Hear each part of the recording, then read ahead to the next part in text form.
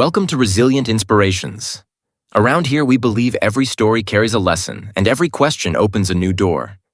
Think of this as friends talking over coffee, exploring ideas together. So let's get started, and I'll pass the mic to the conversation.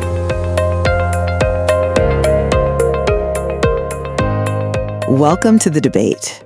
So today, we're diving deep into the critical challenges facing leadership in 2025. We're in an era that's just defined by accelerating decision-making, global connectivity, and this relentless fragmentation of our attention. The source material we're looking at proposes a pretty radical solution to all this chaos, a methodology for mastering innovation through something it calls quiet power. And it's presented as this comprehensive system, really, a complete operating system for leadership. And that framing, that specific phrase, operating system, is precisely where our debate is today. The system itself, it integrates some really valuable elements, neuroscience principles, advanced EQ, meticulous energy management, but it packages them into this prescriptive blueprint that's aimed squarely at high performance. Absolutely. And so the central question we really have to wrestle with is this. Is the flow state leader system a universally reliable, scientifically proven blueprint for achieving sustained innovation and, ethical leadership, one that yields predictable, high-impact results?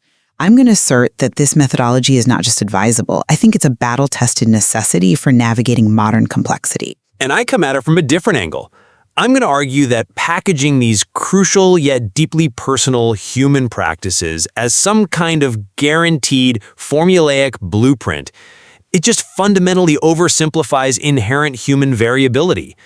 It ignores the ethical complexities of trying to optimize emotional states, and it risks creating this unrealistic, performance-driven cultural pressure that I think is ultimately unsustainable. It elevates a philosophy to the status of a guaranteed science. I can see why you'd think that, but let me offer a different perspective here. One that's rooted firmly in evidence and organizational efficacy. This system really represents a necessary transition away from that outdated leadership metric of intensity of sound, the constant reactive noise, to the much more effective metric of signal over noise. We're talking about the application of neurochemistry and psychology to produce measurable organizational outcomes. Measurable, sure, I'll give you that. But are those outcomes predictable enough to justify calling this a complete operating system? Because an operating system, by definition, has to provide reliable input-output functionality. Well, when the protocol is followed rigorously, the results are predictable. Consider the quantitative evidence supporting this. A 2025 McKinsey study showed that leaders who demonstrate high calm under pressure achieved a staggering 28% higher innovation velocity compared to their reactive peers. That's a huge organizational metric. And on top of that, the 2024 Flow Research Collective study, it cited a 490% increase in creative problem-solving performance following adherence to specific pre-briefing calm rituals. The core aptitudes here, presence, resonance, and radiance. They're not personality traits. They're cultivatable through deliberate protocols, like the 60-second anchor.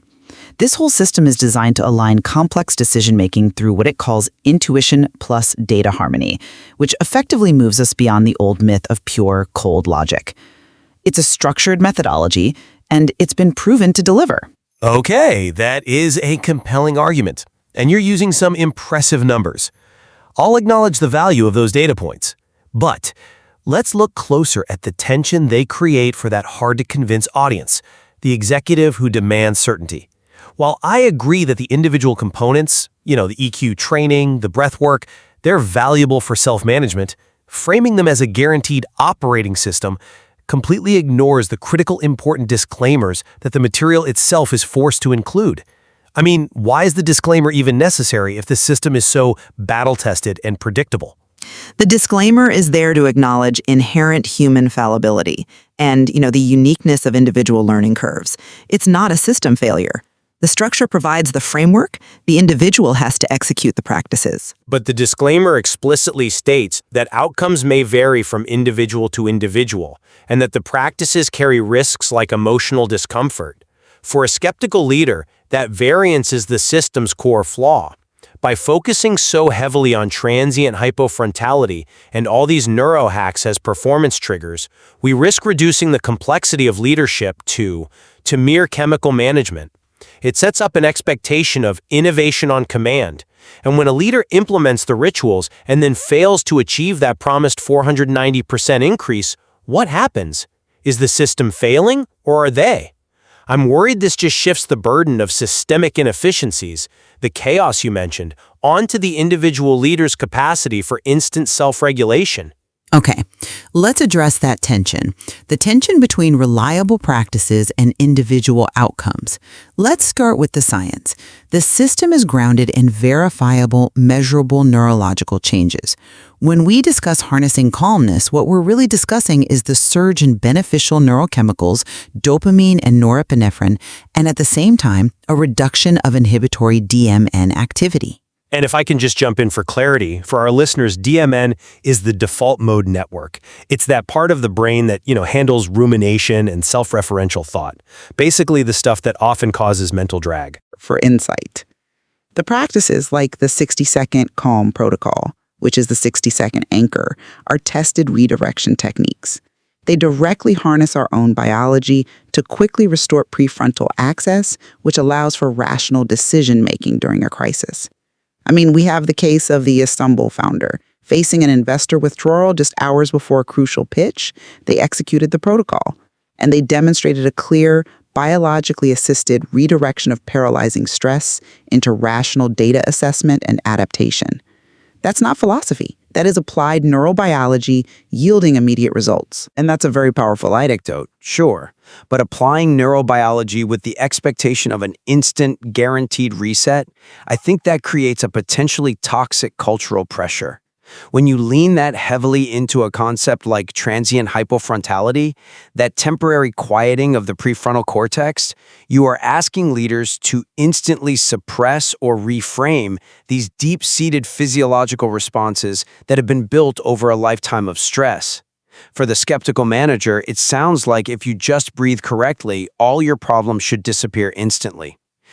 The source itself consistently warns that past experiences do not guarantee future outcomes.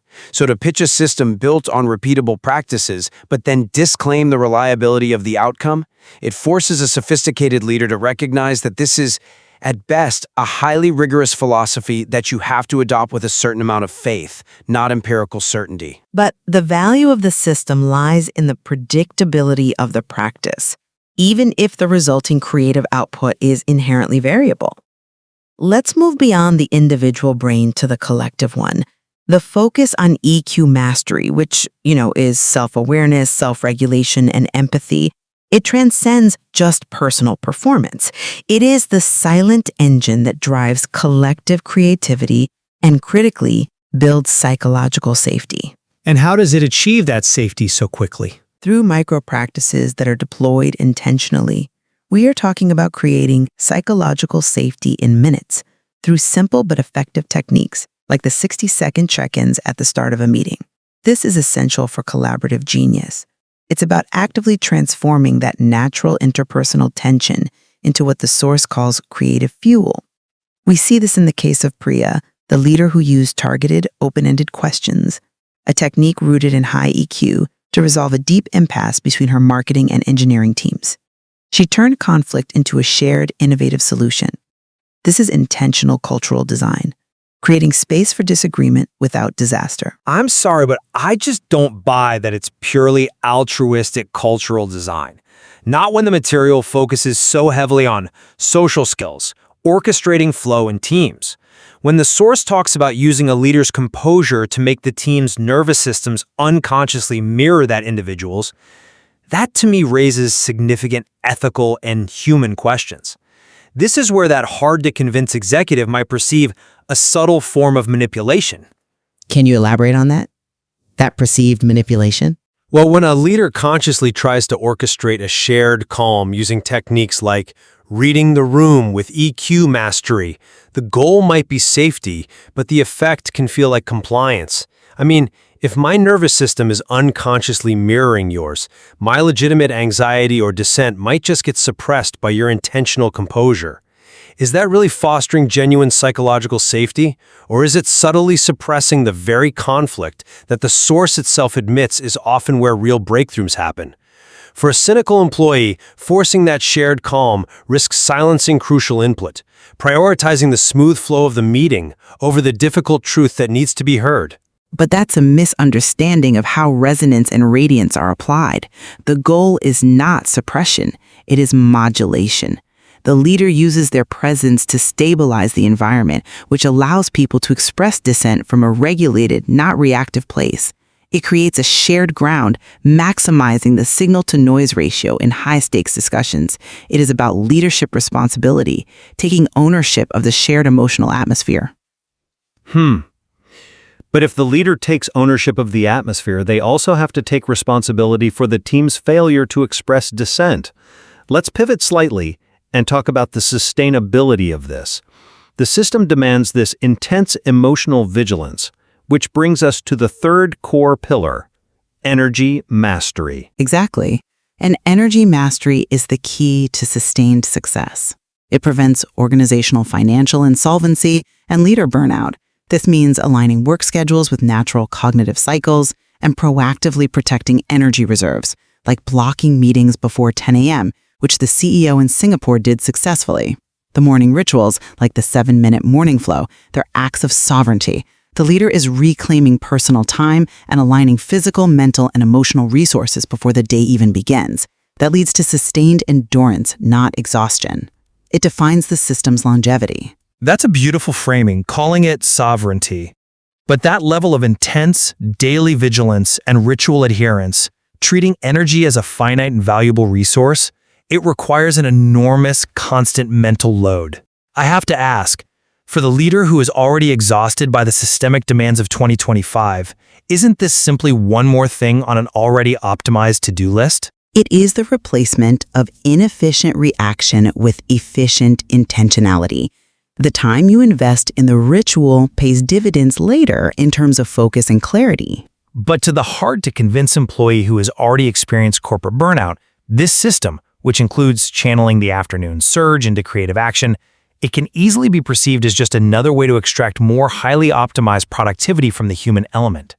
The ethical dimension here is that the system focuses so heavily on individual alignment and regulation, but if the systemic reasons for the energy leaks of modern leadership are still there, the constant chat demands, the overwhelming email queues, then the leader is only making themselves a more efficient machine for an unhealthy environment. Is exactly why the legacy aspect is so critical. The system isn't just about individual optimization. It is designed to create a culture that values this vitality. The Nairobi Founders methodologies became so ingrained in African startup training that they shifted the entire operational culture. They fostered long-term organizational health, not just short-term extraction from one leader. The system advocates for blocking time for deep work, for defining boundaries. These are systemic changes, not just personal hacks. But sustaining flow in turbulent times just means reverting to the established practices, which might just reinforce the pressure to remain absolutely unflappable regardless of what's happening outside. The danger is that the system becomes an internalized pressure gauge. If you are stressed, you are failing the system. You are failing yourself. But that unflappability is the stabilization the organization desperately needs. It is the commitment to a regulated response over an impulsive reaction. The flow state leader system provides the necessary tools from neurological redirection techniques to cultural frameworks to lead effectively and memorably in this environment. It yields measurable outcomes and an enduring legacy of quiet power. It is the antidote to the chaos. And I would argue the efficacy of this system rests less on its claims of being some guaranteed blueprint and more on the individual leader's intellectual humility to acknowledge those important disclaimers. Leaders have to approach these practices, the breath work, the EQ alignment, the energy mastery, as sophisticated tools for profound self-awareness, not as prescriptive formulas for performance optimization. Because if they fail to make that distinction, they risk imposing a new, highly optimized but potentially draining standard of emotional control on themselves and on their teams. And that leads to the very exhaustion they were trying to avoid. The human cost of guaranteed performance, if it's misunderstood, could outweigh the innovation velocity it promises. The value of this structured system is clear, though. It provides the framework to operate intentionally rather than reactively. It shifts the burden from constant tactical reaction to strategic calmness, and that measurable shift is undeniable in the data. And the responsibility lies with the leader to discern when to follow the system for organizational efficiency and when to challenge it for genuine human connection and ethical treatment. It's the integration of both, that certainty and that skepticism, that allows a leader to truly master innovation without sacrificing the humanity of their team. And there's clearly much more to explore in how these powerful tools are applied in the complex reality of leadership. That wraps up today's journey. Thanks to my friends for sharing their thoughts, and to you for being part of this circle. Remember, inspiration isn't found once, it's built every day in small choices. If this talk spoke to you, share it, follow along, and let's keep the conversation alive. Until next time, stay curious and stay inspired.